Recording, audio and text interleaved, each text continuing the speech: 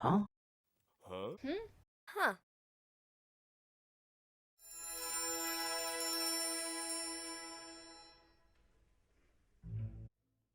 Okay, so hello everyone, and welcome back to the channel, Sticky History.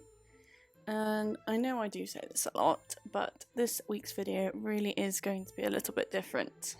Today, we are going to be exploring Prohibition, most notably in the US in the 1920s and the 1930s.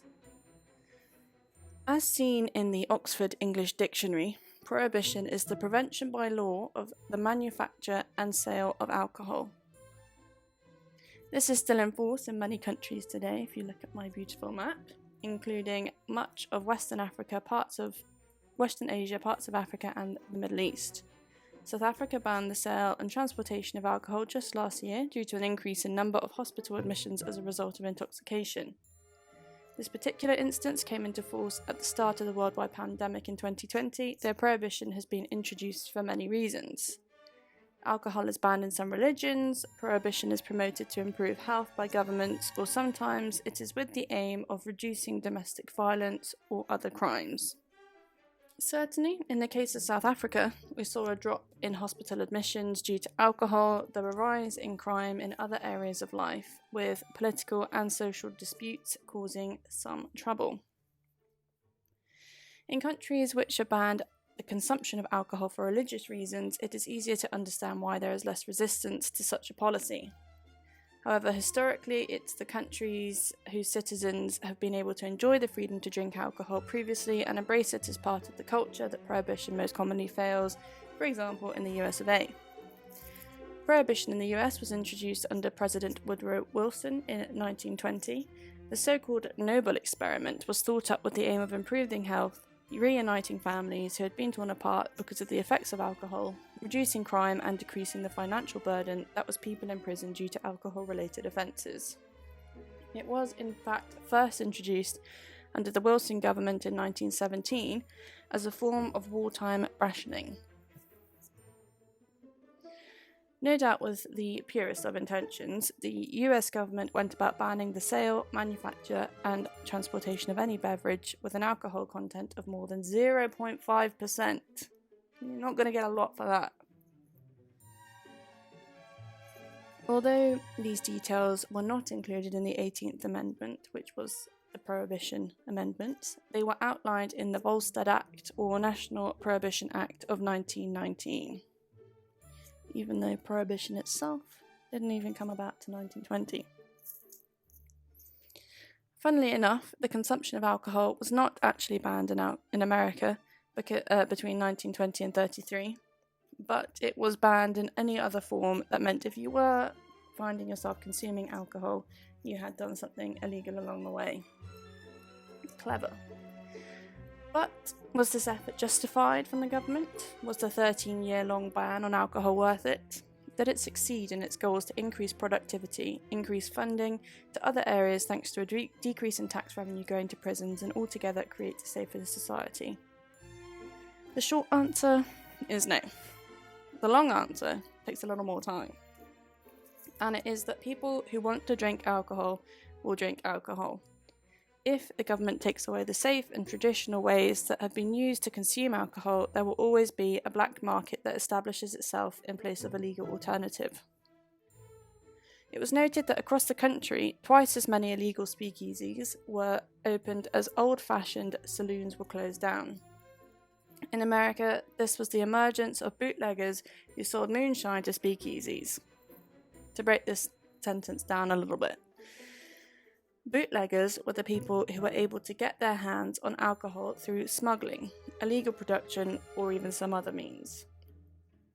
Sometimes this alcohol was moonshine, a high concentrate alcohol that in reality was not very safe to drink because no one really knows what was lurking in it. And speakeasies were places people would go to socialise in the absence of pubs and restaurants selling alcohol. So basically, prohibition made alcohol more dangerous than it had been before the state intervention. This moonshine was so dangerous because it was so much stronger than anything that had been available on the market before.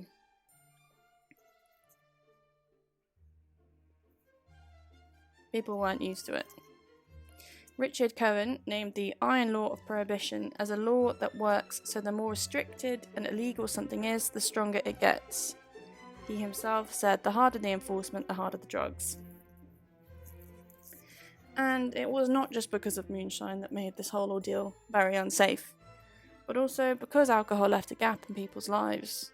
What could they possibly fill this gap with? Well, what about more illegal substances? The use of illegal drugs also rose during this time, which led to more social issues that may never have arisen if it weren't for Prohibition. People were also able to get their hands on medicinal drugs, which were closer to the 95% mark concentrate than the permitted 0.5%. I mean, talk about rocket fuel. It is noted that between 1923 and 1931, the sale of this type of alcohol increased a staggering 400%. What's more, the consumption of alcohol did not even decrease in the long term. Although there was a short decline, soon after the policy was introduced, when people were kind of working out what they were going to do, it continued to rise until its abolishment in 1933. Some reports even say that if Prohibition had not been lifted, alcohol consumption would have exceeded the 1920 level anyway. And crime rates increased. The number of homicides was in steady incline despite having been decreasing for some years before the introduction of Prohibition. During the Prohibition years of the 20s, crime increased by 78% compared to the preceding period. Prison capacity was reached due to the new crimes of producing and selling alcohol, which was the reverse effect to what the authorities had set out to achieve. Prohibition also gave a lot of power to gangs who supplied the black market and pocketed the profits. Al Capone, for example, gained notoriety during this time for supplying people with illegal alcohol, as well as for managing to bribe much of the authority employed to enforce this unpopular legislation. So, it's fair to say that it really was doomed from the get-go. There weren't enough officers to enforce such a level of restriction, and those who were often corrupt and were taking bribes from gangs such as Al Capone's Chicago outfit.